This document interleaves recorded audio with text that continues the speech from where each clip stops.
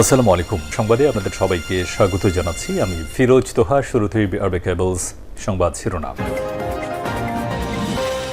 বাংলাদেশের সর্বশেষ গুরুত্বপূর্ণ আপডেট সংবাদে আপনাকে স্বাগত। শুরুতেই সংবাদ শিরোনাম, পরে বিস্তারিত। প্রথমেই জানাবো আমাদের হাতে থাকা সর্বশেষ গুরুত্বপূর্ণ সবথেকে তাজা আপডেট সংবাদ। পতাকা বৈঠকেও মেলেনি ফল, সীমান্তে ঝুলছে পুশিনের শিকার 12 জনের ভাগ্য। কুষ্টিয়ার দৌলতপুরের প্রাকপুর সীমান্ত দিয়ে নারী শিশুসহ 12 জনকে বাংলাদেশে অবৈধভাবে ঠেলে দেওয়ার চেষ্টা ব্যর্থ হওয়ার পর বিজিবির আহ্বানে অবশেষে পতাকা বৈঠকে বসেছে বিএসএফ। আজ প্রাকপুর বিলগাতোয়া সীমান্তে 150/3 এস সাব পিলার সংলগ্ন শূন্যরেখায় কোম্পানি কমান্ডার পর্যায়ে পতাকা বৈঠক অনুষ্ঠিত হয়। তবে ভারতীয় মদতপুষ্ট বিএসএফের সন্ত্রাসীরা তারা এই ভারতীয় নাগরিকদের ফেরত নিতে চায় না। এরপর জানাবো আওয়ামী লীগের 14 নেতাকর্মী গ্রেপ্তার। রাজধানী বনানী উত্তরা সহ রাজধানীর বিভিন্ন এলাকায় আওয়ামী লীগের আজ বিশাল বিক্ষোভ মিছিল ও সমাবেশ অনুষ্ঠিত হয়েছে। এই ঘটনার পরই পুলিশের সদস্যরা আওয়ামী লীগের নেতাকর্মীদের খুঁজতে থাকে। অবশেষে রাজধানী ঢাকা থেকে 14 জন আওয়ামী লীগের নেতাকর্মীকে আটক করা হয়েছে। এদিকে প্রধানমন্ত্রী ছাড়া সরকারের অন্য কারো মধ্যে পরিবর্তনের ছাপ নেই বললেন মঞ্জু।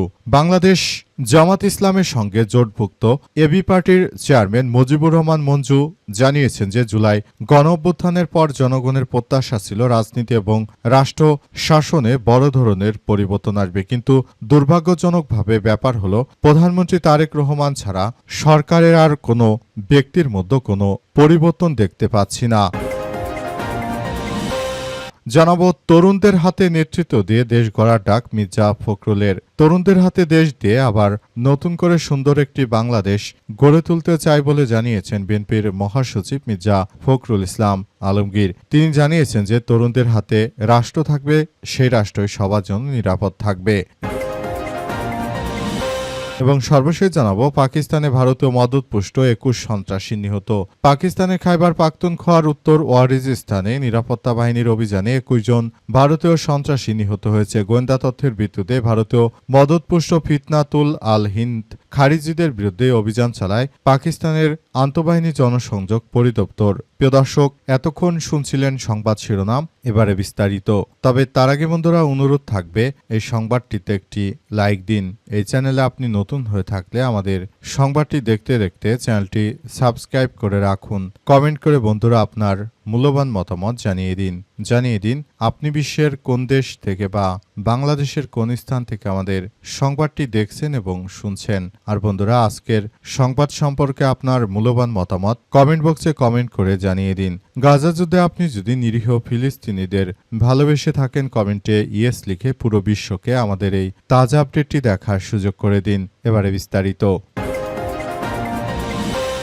পতাকা বৈঠকে মেলেনি ফল, সীমান্তে ঝুলছে পুশিনের শিকার 12 জনের ভাগ্য।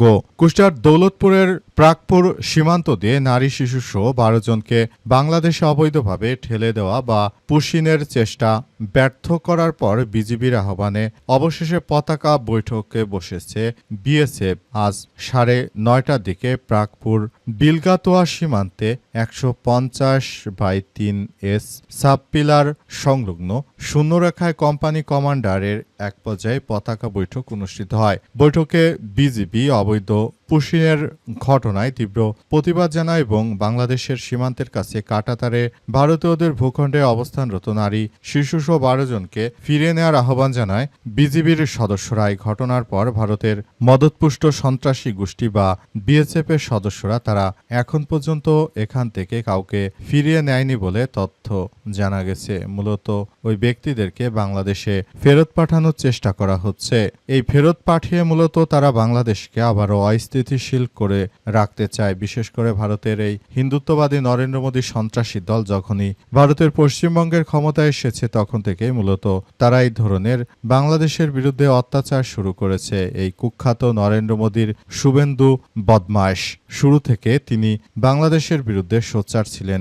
বিশেষ করে শেখ হাসিনা সরকারের পতনের পর থেকেই তিনি বাংলাদেশের বিরুদ্ধে প্রতিনিয়ত গালমন্দ করতেন এবং তিনি মূলত সংবাদ সম্মেলনে এসে তারপর বাংলাদেশের বিরুদ্ধে নানাবিধ অপকর্ম প্রচার করে বেড়াতেন এই সন্ত্রাসী শুভেন্দু। অবশেষে শুভেন্দু সন্ত্রাসীর পশ্চিমবঙ্গে যখনই ক্ষমতায় এসেছে তখনই আসলে পুরো পশ্চিমবঙ্গ জুড়ে বিশেষ করে মুসলিম ও বাংলাদেশ এর বিরুদ্ধে অনেক বিদ্বেষী কার্যক্রম ছড়িয়ে দিচ্ছে কুখ্যাত সন্ত্রাসী শুভেন্দু। শুভেন্দু আসলে নিজেকে যতই কিছু মনে করুক না কেন, বর্তমানে এই কুখ্যাত শুভেন্দু তিনি মূলত বাংলাদেশের বিরুদ্ধে এই সন্ত্রাসী কার্যক্রম চালিয়ে যাচ্ছেন। আওয়ামী লীগের 14 নেতাকর্মী গ্রেপ্তার। রাজধানীর বনানী এলাকায় কার্যক্রম নিষিদ্ধ সংগঠনের নেতাকর্মীরা মিছিল করার পর থেকে তাদেরকে গ্রেপ্তারের জন্য মাঠে নামে আইন শৃঙ্খলা রক্ষাকারী বাহিনীর সদস্যরা। তারা মাঠে নেমে আইন শৃঙ্খলা রক্ষাকারী বাহিনীর সদস্যরা তারা মূলত নতুন করে বর্তমান সরকারের বিরুদ্ধে নানাবিধ যারা কার্যক্রম চালাচ্ছে তাদের বিরুদ্ধে মূলত সরকার এই কার্যক্রমগুলো শুরু করেছে। নতুন করে আবারও বাংলাদেশে যারা এই ধরনের বিষয়গুলো সামনে নিয়ে এসেছে, বিশেষ করে আওয়ামী লীগের যারা নেতৃত্ববৃন্দ রয়েছে তাদের ব্যাপক আকারে এই কার্যক্রমগুলো দেখা যাচ্ছে যে তারা সারা দেশ জুড়ে এই ধরনের অনাকাঙ্ক্ষিত ঘটনাগুলো ঘটানোর চেষ্টা করছে। তাদেরকে একদম গ্রেপ্তার করে জেল হাজতে পাঠানো হচ্ছে। অনেক আওয়ামী লীগের নেতাকর্মীরা জানাচ্ছে যে আমাদেরও রাজনৈতিক অধিকার আছে, মাঠে আমরা আমাদের দলের নেতাকর্মীদের জন্য স্লোগান দিতে পারি, মিছিল দিতে পারি, যেটা খুশি সেটা করতে পারি, কিন্তু তারা আমাদের বিরুদ্ধে যে ধরনের আসলে অবর্ণনীয় অত্যাচার করছে সেটা কিন্তু আমরা বিগত সময় এত অত্যাচার করিনি। আমরা 17 বছর ধরে যদি আওয়ামী লীগের নেতাকর্মীরা বিএনপির বিরুদ্ধে কার্যক্রম চালাতাম তাহলে বিএনপি কিন্তু দেশে থাকতে পারত না, কিন্তু আমরা সেটা করিনি বলে জানিয়েছেন তিনি। এবং তিনি পুরো বিষয়গুলো নিয়ে খুবই গুরুত্ব সহকারে সবকিছু করছেন। মূলত নতুন করে আবারও দেশ জুড়ে এই ধরনের কার্যক্রমগুলো আবার সৃষ্টি হচ্ছে। সারা দেশ জুড়ে যারা এই ধরনের অনাকাঙ্ক্ষিত আওয়ামী লীগের নেতৃত্ববৃন্দ সহ যারাই এই ধরনের কার্যক্রমের সঙ্গে যুক্ত রয়েছেন তাদের বিরুদ্ধে ব্যাপক কার্যক্রম চালানো হচ্ছে। প্রধানমন্ত্রী ছাড়া সরকারের অন্য কারো মধ্যে কোনো পরিবর্তন লক্ষ্য করা যাচ্ছে না জানালেন আমার বাংলাদেশ পার্টি এবি পার্টির চেয়ারম্যান মুজিবুর রহমান মঞ্জু।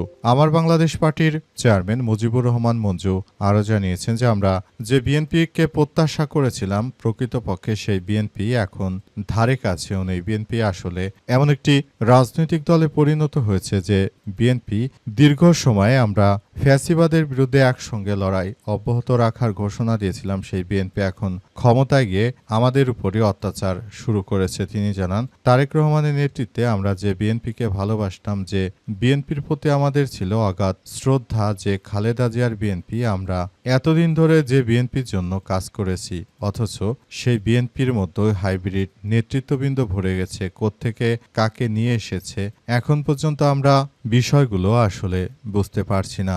আমরা মনে করি যে বর্তমান সময়ে বিএনপির নেতৃত্ববৃন্দর মধ্যে আরও ব্যাপক পরিবর্তন দরকার। দেশের জনগণ তাদের প্রতি আস্থা হারিয়ে ফেলেছে, তীব্র আস্থার সংকটে পড়েছে বিএনপি বলে অভিযোগ করেছেন মুজিবুর রহমান মঞ্জু। তিনি আরও জানিয়েছেন যে এই ধরনের সন্ত্রাসী কার্যক্রম যদি দেশ জুড়ে অব্যাহত থাকে, সারা দেশে চুরি, ছিনতাই, ডাকাতি, রাহাজানি, গণভোটের কোনো খোঁজ খবর নেই ইত্যাদি নানা বিষয় নিয়ে যে সরকার যে ধরনের কার্যক্রম আসলে চালিয়ে যাচ্ছে সেটি আমরা কোনোভাবেই বিশ্বাস করতে পারছি না। এটি ফ্যাসিবাদ বিরোধী আন্দোলনের সেই বিএনপি, তারা আওয়ামী লীগের মতো একই কায়দায় ব্যাংক ডাকাত, লুটপাট, সন্ত্রাসী, রাহাজানি, মানুষ হত্যা, ধর্ষণ, গুমসহ সব অপরাধী করে বেড়াচ্ছে। তরুণদের হাতে নেতৃত্ব দিয়ে দেশ গড়া ডাক মির্জা ফখরুলের। বিএনপির মহাসচিব মির্জা ফখরুল ইসলাম আলমগীর জানিয়েছেন যে বাংলাদেশে যারা তরুণ নেতৃত্ব রয়েছে আমরা চাই তাদের হাতে বাংলাদেশকে তুলে দিতে।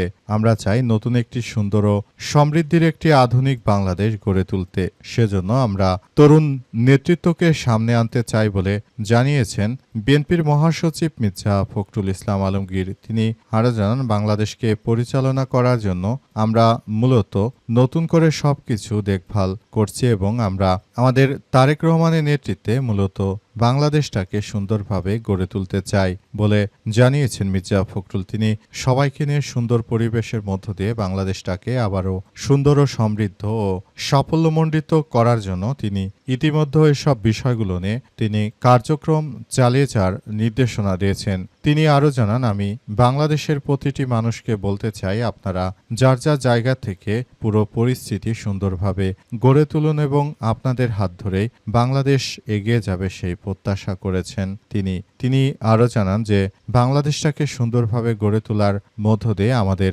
সবাইকে আরও বেশি এগিয়ে আসতে হবে। মূল বিষয়গুলো আমরা খুবই গুরুত্ব সহকারে দেখভাল করছি বলে এমন কথাই নিশ্চিত করা হয়েছে। পুরো বিশ্ব জুড়ে বর্তমান যে ধরনের কার্যক্রম আসলে শুরু হয়েছে সেটি এই মুহূর্তে আমাদের জন্য অনেক বড় ধরনের এক বিষয় ও কার্যকর শুরু হয়েছে।